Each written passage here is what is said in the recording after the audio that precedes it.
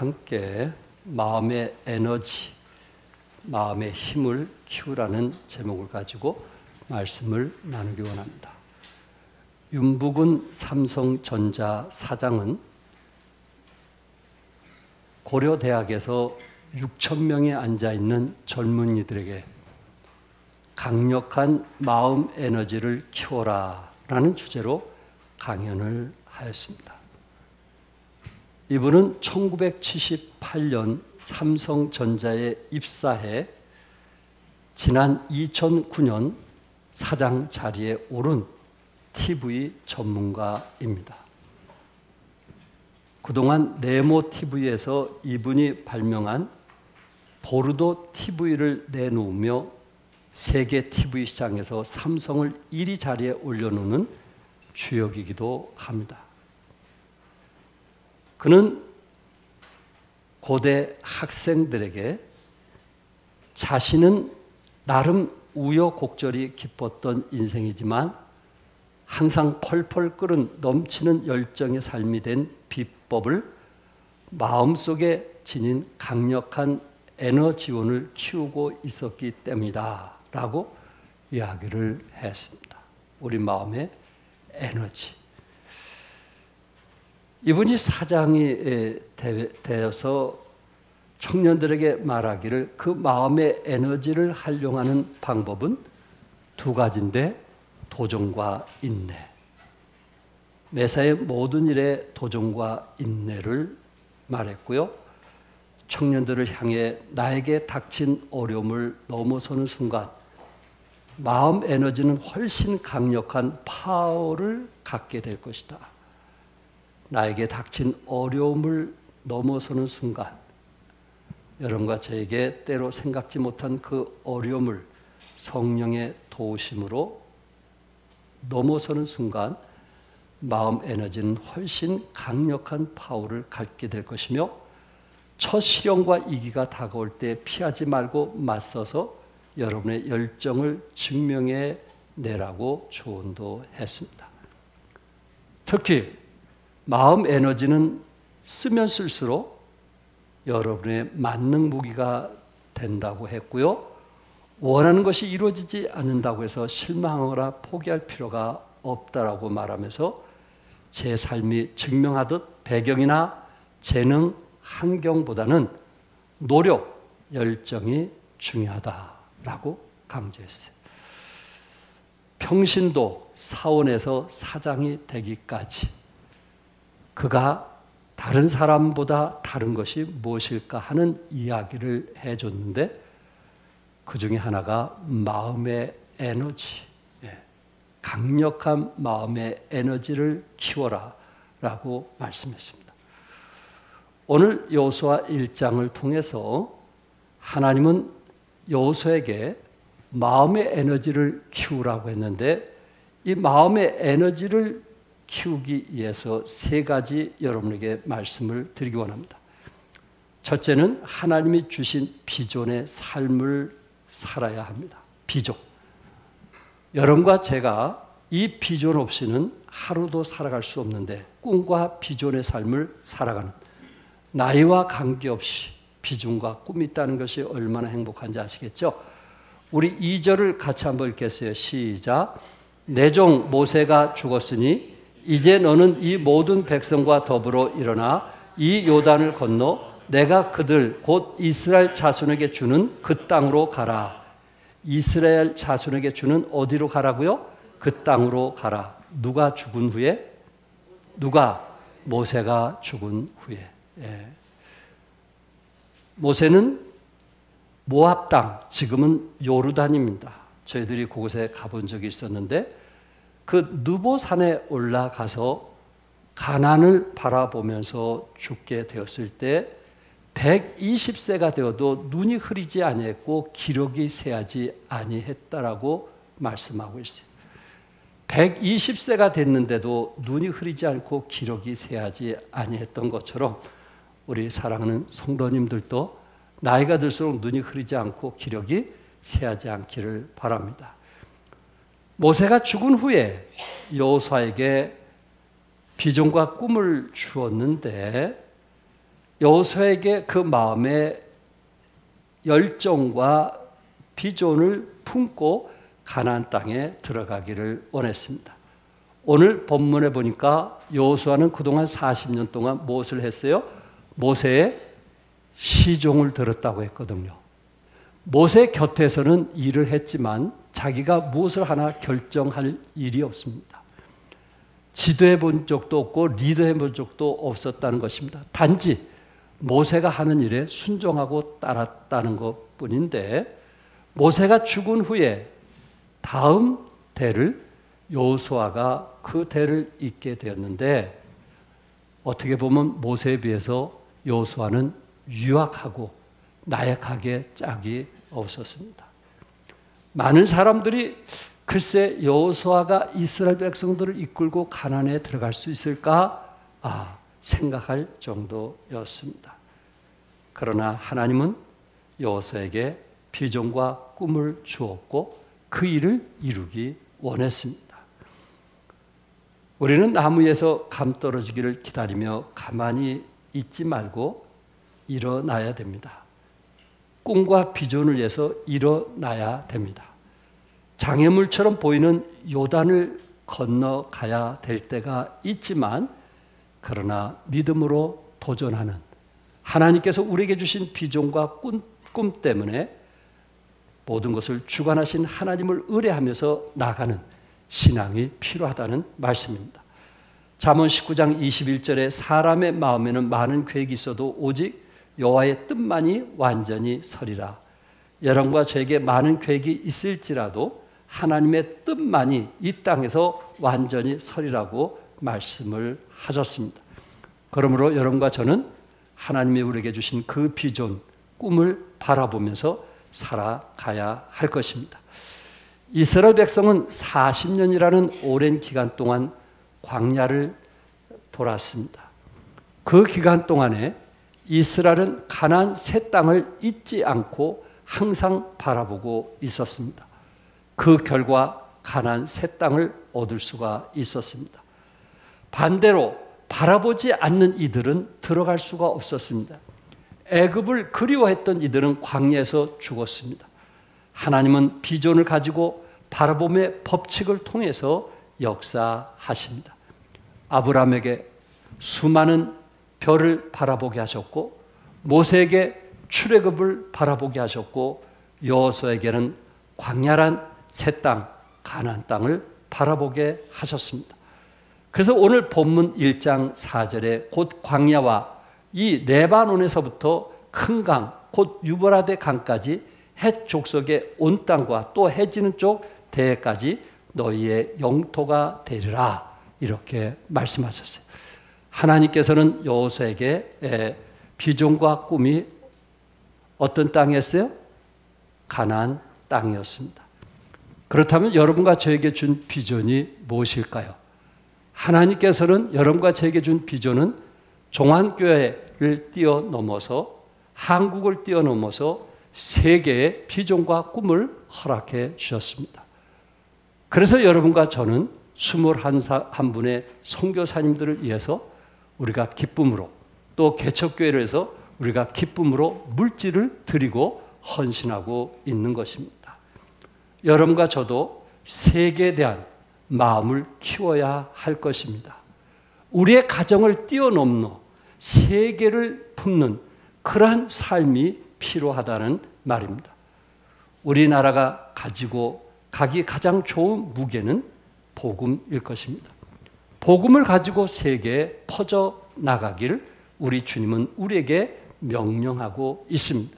그렇기 때문에 여러분이 가지고 있는 그 두뇌, 뛰어난 지식을 우리는 세계 복음화를 위해서 기꺼이 들여져야 한다라는 말입니다.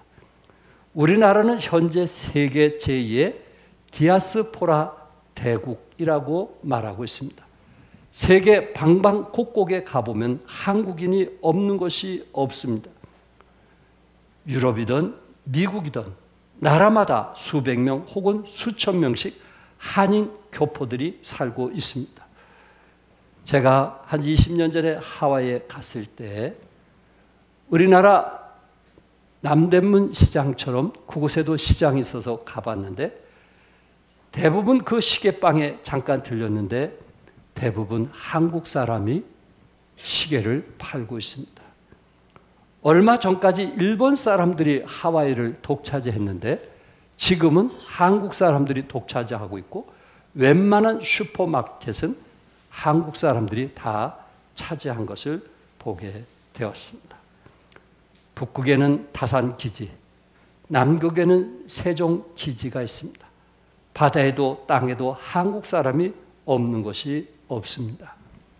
2007년도 통계에 의하면 해외 파송 한국 선교사 수가 17,656명으로 164개국에서 사역을 하고 있고요.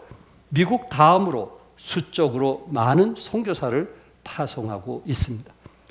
인구수 비례로는 세계에서 최고로 많은 선교사를 파송하고 있습니다. 세계로 뻗어나간 한인교회를 보시기 바랍니다. 현재 124개국에 총 4,300개 한인교회가 분포되어 있고요. 미국의 한인교회는 3,711개라고 발표를 했습니다.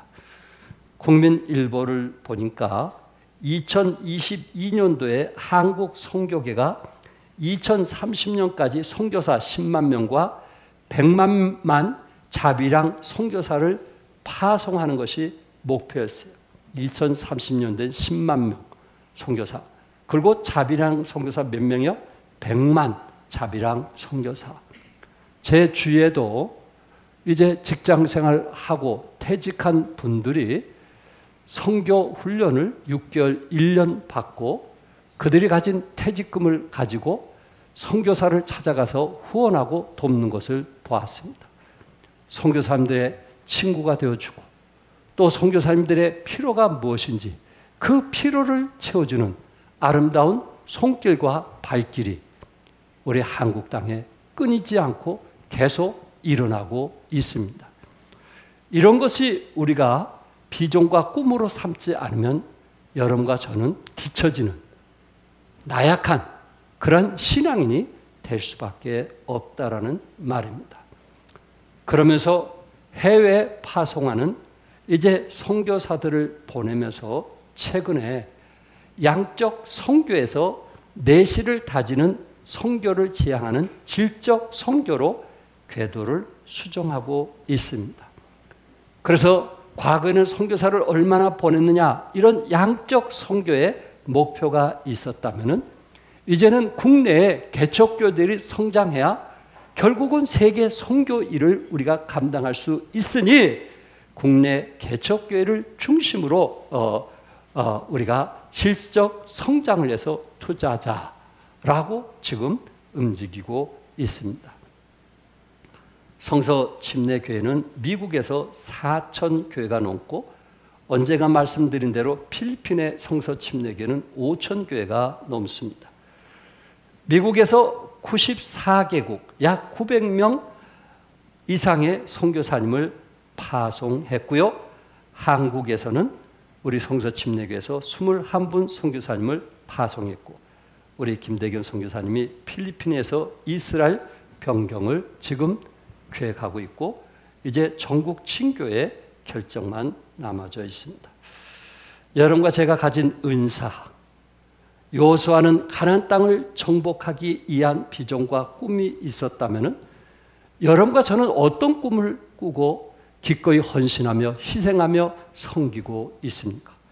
개척교회 또 선교사님 또한 우리에게 어려움이 있는 분들을 위해서 구제 이러한 것들을 위해서 우리가 마음을 열지 않는다면 우리는 세계 복음화에 결코 함께할 수 없다는 것을 말씀드리고 싶습니다. 영국의 윌리엄 문이라는 사람은 점자 타이프를 고안해내므로 시각장애인들에게 많은 도움을 준 사람입니다. 그런데 그가 그렇게 귀한 일을 한 것은 두 눈이 밝을 때가 아니고 시각장애인이 된 이후였습니다. 그는 주에서 천재라고 불려진 사람입니다. 그런데 그는 천재라고 불려졌던 대학 시절에 무신론자였고 마음과 몸이 약하고 병든 사람만이 예수를 믿는다고 그리스도인들을 비웃고 조롱했던 사람입니다. 그러나 그는 어느 날 교통사고로 인해서 두 눈을 볼 수 없는 시각장애인이 되고 말았어요. 그는 거기서 세상 만사가 자기 뜻대로 되는 것이 아니라는 것을 알았어요. 세상 만사가 내 뜻대로 하고 싶지만 내 뜻대로 되는 것이 아니라는 생각을 갖고 있는 와중에 한 분의 그 전도를 받게 되었고 이분이 예수님을 개인의 구세주로 영접하면서 마음의 평안을 얻게 되었습니다.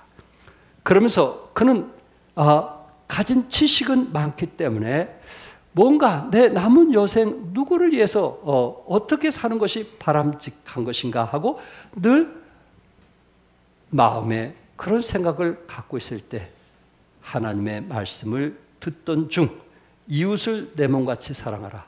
남을 위하여 봉사하는 삶을 살라는 그 말씀이 자기 마음속에 와닿는 순간 비록 자신이 시각장애인이지만 시각장애인을 위해서 점자를 발명하게 된 것입니다.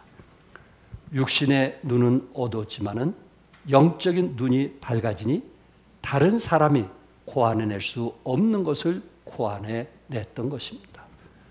여러분과 저는 어떻습니까? 때로 어떤 사람은 자신이 모두 다 할 수 있다라는 생각 때문에 교만하고 자만한 사람도 있지만 어떤 사람은 좌절 속에서 어떤 한계를 느끼면서 하나님의 능력을 전적으로 의지하면서 수많은 사람들에게 영향을 미치는 지도자들을 우리 주위에서 많이 보게 됩니다. 존 밀턴이 유명한 소설 신라권을 쓸 때 실명한 이유였고요. 스티븐스는 청력을 잃은 이후에 유명한 소설 보물섬을 썼습니다. 이목구비, 사지백체, 멀쩡한 사람들이 못한 일들을 뭔가 부족한 사람들이 해낼 수 있었던 것은 전적인 하나님만 의지했기 때문이라는 사실입니다. 혹시 여러분에게 건강을 주셨고 또 여러분에게 걸을 수 있는 힘을 주었고 생각할 수 있는 그러한 지식을 하나님께서 주셨다면 건강할 때 하나님께서 우리에게 주신 비전과 꿈을 이뤄가는 여러분들이 되시기를 바랍니다. 두 번째, 하나님이 함께 하심을 믿어야 합니다. 우리 시간에 5절과 6절 말씀 같이 읽겠어요. 시작. 네 평생에 너를 능히 대적할 자가 없으니 내가 모세와 함께 있었던 것 같이 너와 함께 있을 것이니라. 내가 너를 떠나지 아니하며 버리지 아니하리니 강하고 담대하라. 너는 내가 그들의 조상에게 맹세하여 그들에게 주리라 한 땅을 이 백성에게 차지하게 하리라. 아멘. 요아사가 하나님으로부터 이스라엘 백성을 인도하여 하나님의 약속하신 가나안 땅으로 가라는 하나님의 꿈을 받았지만은 얼마나 두렵겠어요. 얼마나 불안했겠어요. 모세에 비하면 자기는 10분의 1도 안 되는 나약하고 연약한 사람입니다. 40년 동안 광야에서 살았고 40년 동안 모세를 따르면서 모세가 그때 순간마다 선택했을 때 그 시기가 얼마나 힘들고 어렵다는 것을 여호수아는 이미 몸으로 체험한 사람입니다. 그러한 여호수아에게 하나님은 가나안 땅을 정복하라고 지도자로 삼았던 것입니다. 얼마나 불안하고 두려웠겠어요. 얼마나 힘들었겠어요. 하나님께서는 여호수아의 마음을 아시고 9절에 내가 네게 명령한 것이 아니냐. 강하고 담대하라. 두려워하지 말라. 놀라지 말라. 네가 어디로 가든지 내 하나님 여호와가 너와 함께 하느니라. 아멘. 네 하나님 여호와가 너와 뭐하리라? 함께 하느니라. 이 말씀을 믿고 의지하시기 바랍니다. 하나님께서 우리에게 꿈을 주실 때 그 꿈을 이룰 수 있도록 하나님이 우리와 뭐 하신다고요? 함께 하신다고 약속을 하셨습니다. 하나님이 함께 하심을 믿으시기 바랍니다.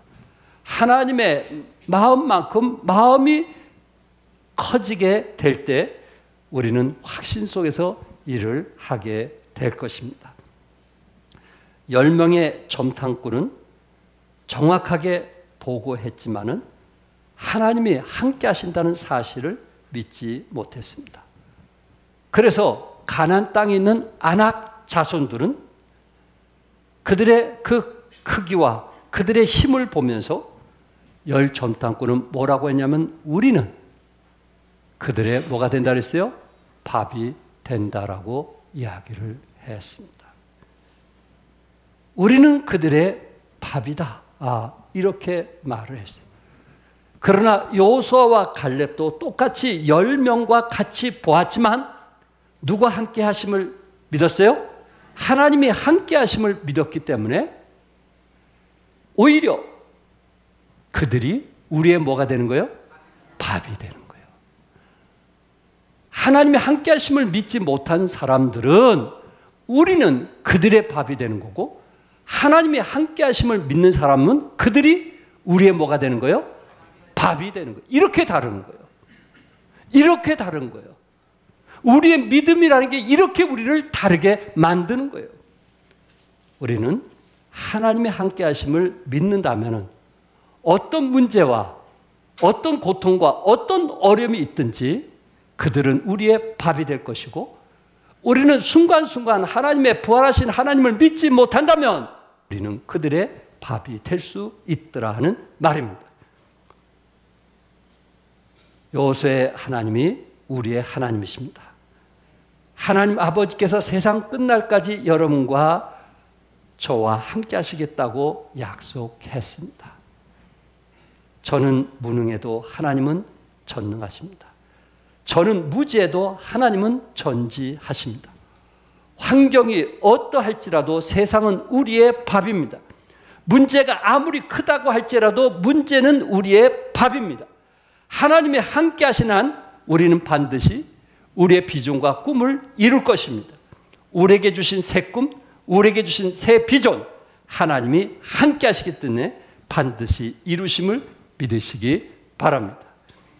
마틴 루터가 종교 개혁을 단행할 때 거대한 로마 카톨릭과 홀로 싸운다는 것이 계란으로 바위를 치는 격이었습니다.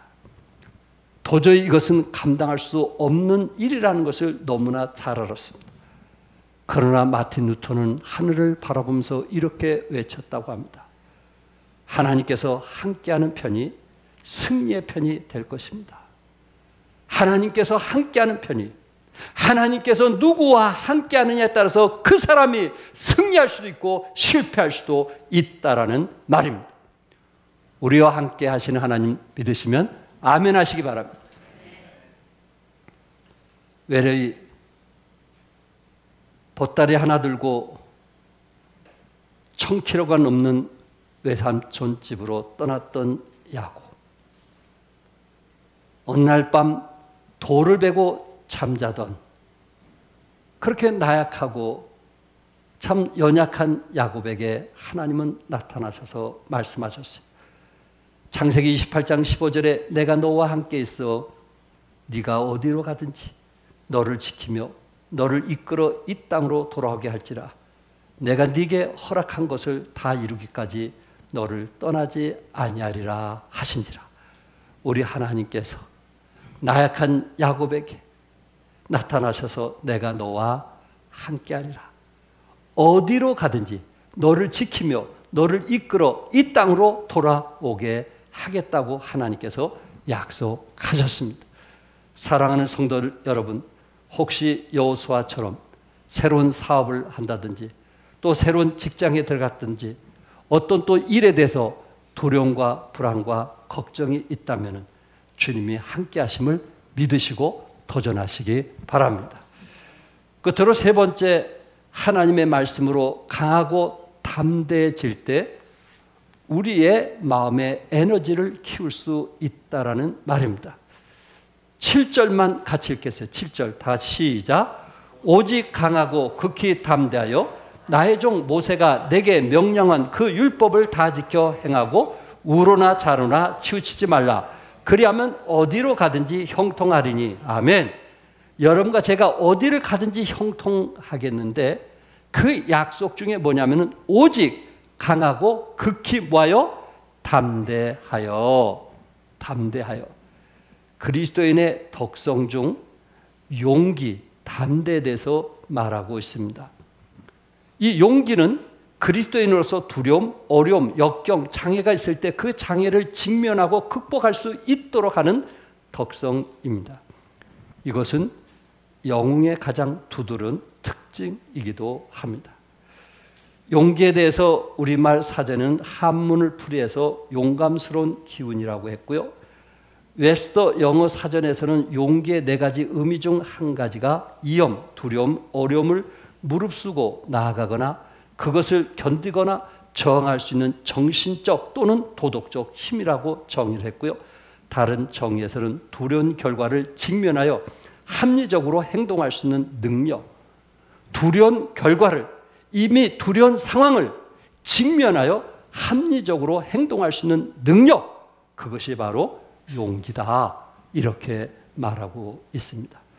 성경에서는 애굽의 바로 왕 앞에 선 용기 있는 모세를 말해주고 있습니다. 그는 온유함이 모든 사람보다 승하했지만은 그는 담대하며 강했습니다.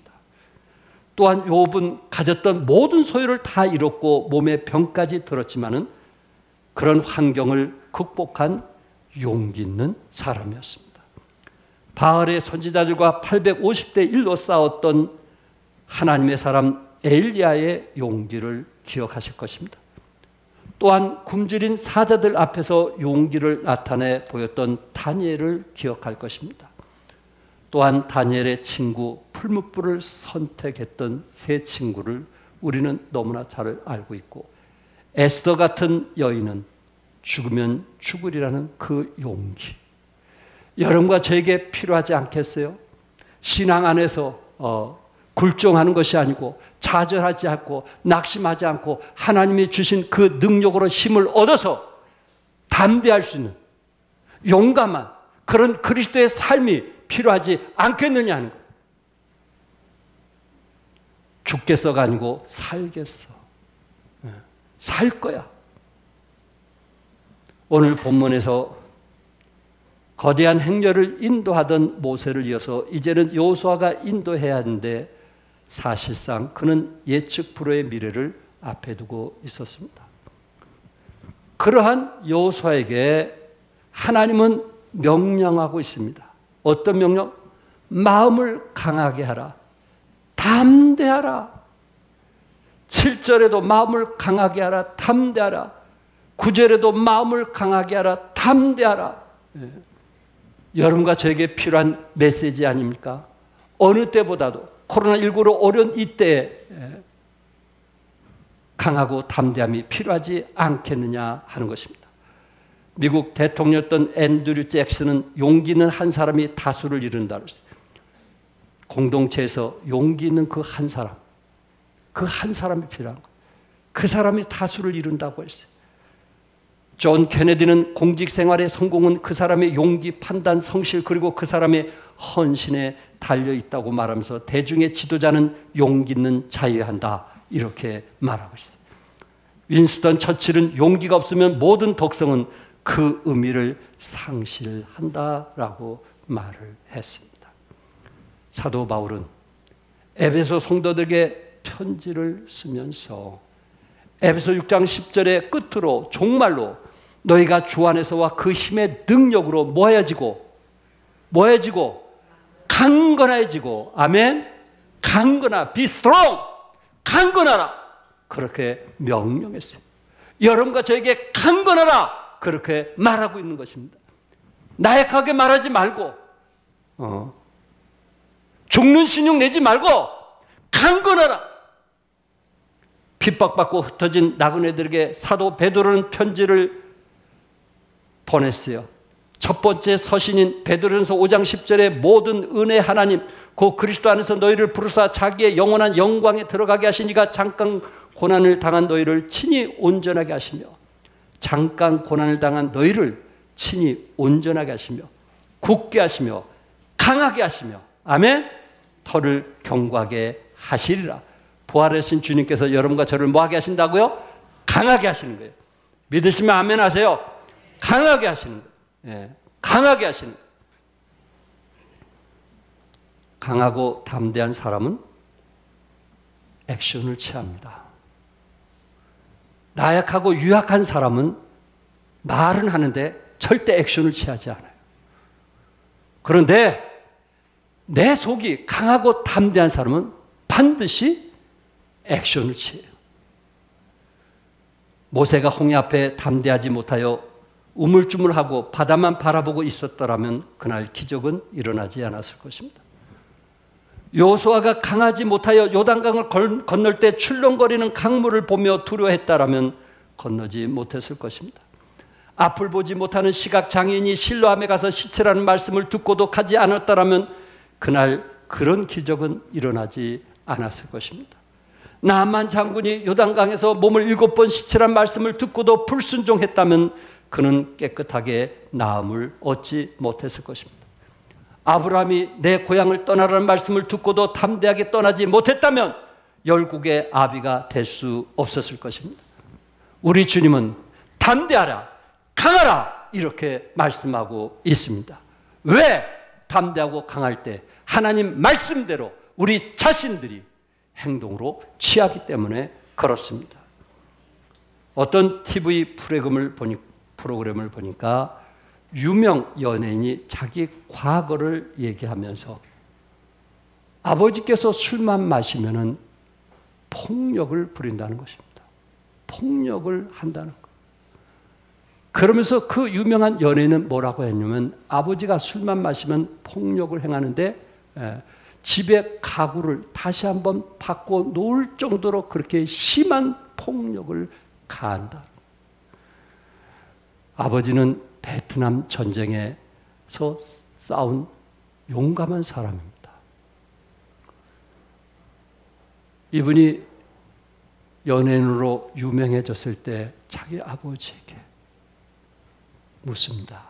아버지, 왜 이렇게 술만 마시면 폭력을 행하십니까? 딸이 이제 그만큼 큰 거죠. 왜 폭력을 행하십니까? 눈물을 흘리면서 얘기했더니 아버지가 뭐라고 하냐면 얘야 미안하다.